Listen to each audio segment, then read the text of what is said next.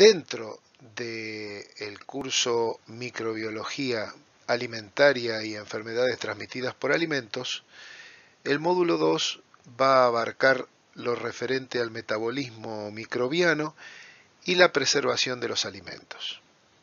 Vamos entonces.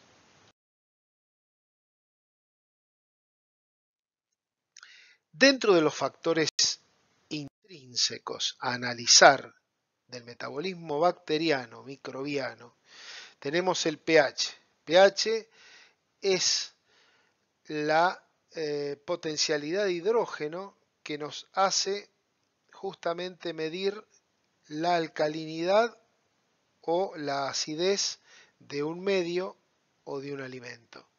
Como ustedes pueden ver, partiendo del agua que tiene un pH neutro de 7, hacia lo ácido tenemos prácticamente todos los alimentos conocidos.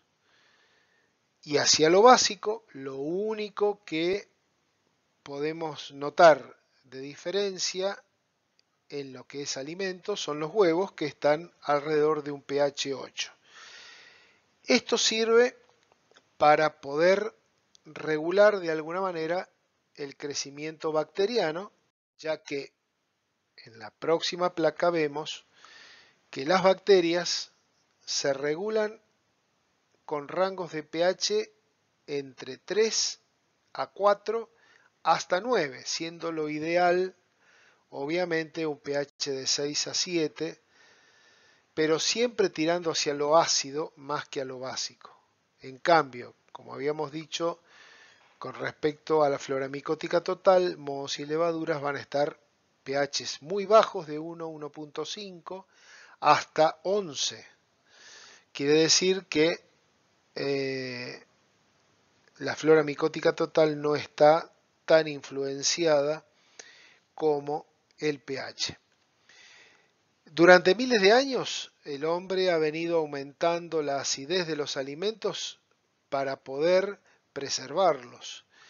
De manera natural, habíamos dicho, con la fermentación, o artificial, con el agregado de ácidos débiles. De esa forma, consigue inhibir la proliferación bacteriana.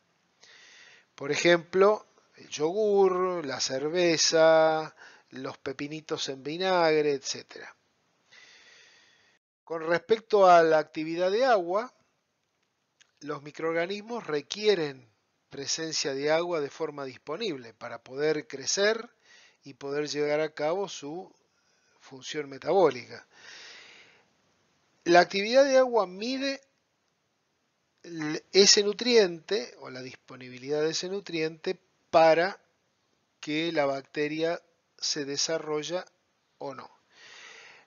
Obviamente, mientras más agua tenga un alimento, más factible está en que se preste a ser deteriorado por estos microorganismos. Como ven, las carnes, los pescados, todo lo que es los víveres frescos, al tener una gran carga de humedad, son más factibles al deterioro en sí que un alimento seco. Por ejemplo, los productos deshidratados, las especies y las frutas secas. Con respecto al potencial de óxido reducción o potencial redox, no está todavía muy clara la significación que tiene dentro de la microbiología, pero sí es importante saber que todos los caracteres organolépticos, por ejemplo, de color, sabor, etcétera, están dados por la presencia del oxígeno. Quiere decir que el oxígeno puede al mismo tiempo alterar, dándole a la bacteria su nutriente, como preservar un alimento. Asimismo, el dióxido de carbono. Esto se mide en milivoltios. Y en esta placa podemos ver, por ejemplo, que las cargas negativas de esos milivoltios las llevan los anaerobios. Quiere decir, los que crecen en ausencia total de oxígeno o con muy pobre presencia de oxígeno. Como ven, todos los alimentos secos están con un nivel de oxígeno muy bajo o un potencial negativo. A medida que el alimento tiene más volumen de agua, obviamente tiene más volumen de oxígeno, da un potencial más positivo y favorece el crecimiento de los aerobios. En los factores extrínsecos a analizar, lo primero que vemos es la temperatura.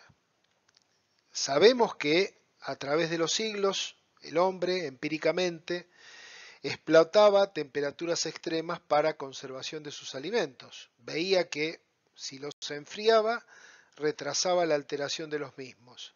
Si los congelaba, prácticamente les daba una duración indeterminada. El calentamiento eliminaba los agentes de alteración microbianos.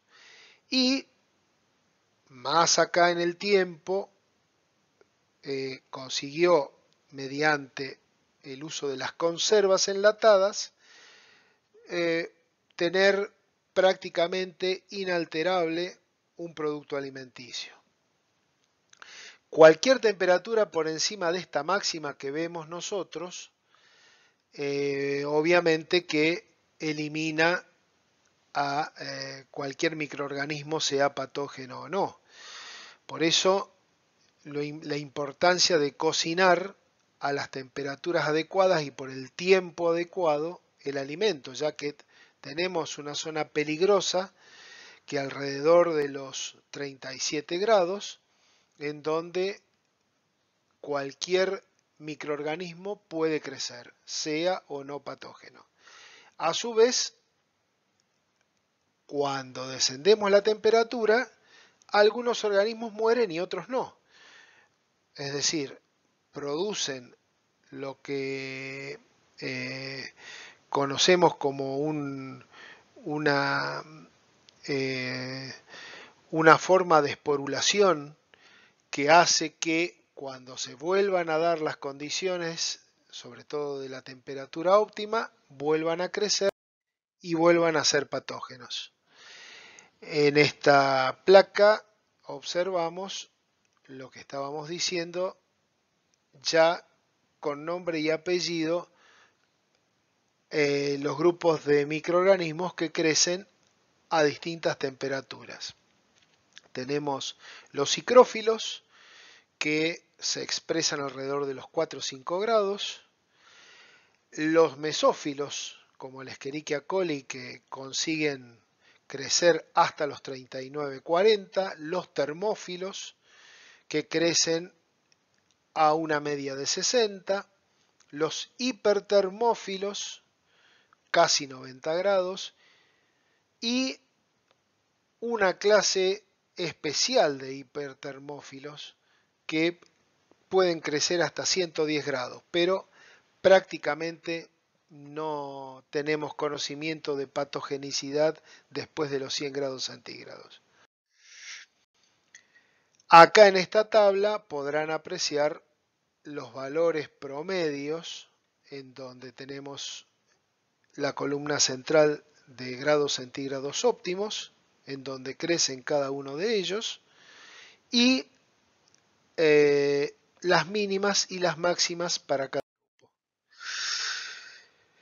Avanzando en el metabolismo microbiano, podemos encontrarnos con ciertas cuestiones que hacen que, por ejemplo, ayuden a mantener un alimento, como es el caso de las sales de curado. En principio, el nitrato sódico era el responsable de la aparición del pigmento rosa de la carne. Y más tarde se comprobó que era el nitrito y no el nitrato lo que daba esa coloración. Obviamente lo que se trata de hacer en este sentido es utilizar la sal para eliminar el agua. Quiere decir que si nosotros producimos un alimento seco, tratamos de sustraerle ese nutriente básico a la bacteria o al microorganismo y por lo tanto no desarrolla. El ejemplo más claro es el jamón crudo. Con respecto a las radiaciones ionizantes, bueno, también es un elemento válido para prevenir la proliferación bacteriana, pero tenemos que es inadecuada para ciertos alimentos, sobre todo los que son ricos en grasas, porque eh, provoca mucha rancidez y sobre todo tiene una acción catalítica en la oxidación de los lípidos. Por esto es muy importante restringir en los lácteos y sobre todo utilizamos la radiación ultravioleta para cámaras de refrigeración de carnes rojas y carnes blancas. Y tratamos de evitarlo en verduras, por ejemplo, verduras y frutas, ya que decolora las hojas y las pulpas. Con respecto a los ácidos orgánicos, se encuentran muy presentes en la naturaleza, prácticamente digamos que la naturaleza se defiende del problema de las bacterias, sobre todo en las frutas con el ácido cítrico, el ácido benzoico en arándanos y el ácido sórbico en las ciruelas. Es decir, nosotros tenemos que, habíamos dicho, la mayoría de los alimentos son ácidos, pero además nosotros podemos incorporar a una mezcla estos ácidos orgánicos a fin de evitar proliferación bacteriana, pero hay alimentos que ya naturalmente los traen. Referido a los antibióticos, vimos que durante cierto tiempo se inhibían las bacterias que alteraban los alimentos mediante la adición de antibióticos. Obviamente, el uso indiscriminado, sobre todo en ganado vacuno y ganado bovino, hacía que estos antibióticos pasaran a los subproductos, por ejemplo los lácteos, y con niveles que eran inaceptables. Por lo tanto, se trató de regular lo que es la presencia del antibiótico, sobre todo en los alimentos, en los piensos, por lo que prácticamente, como todo, cuando se usa por primera vez es algo empírico y luego va tratando digamos, la norma internacional de adecuarse a esto y fijar límites para saber hasta dónde llega la parte beneficiosa y a dónde llega la parte toxicológica. Prácticamente lo que se usa en antibióticos en los quesos, sobre todo, es la natamicina para tratar de impedir que las bacterias crezcan, ya sea en la corteza o pasen a la pasta del queso. Por lo tanto, se sumergen o se rocían con aspersiones de natamicina hasta 500 partes por millón.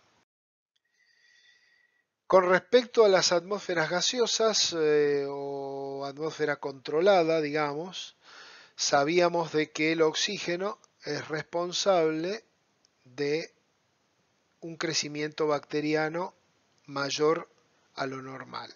Por lo tanto, nosotros lo que hacemos es producir dióxido de carbono para que en esa atmósfera modificada se retrase o se inhiba el crecimiento de microorganismos.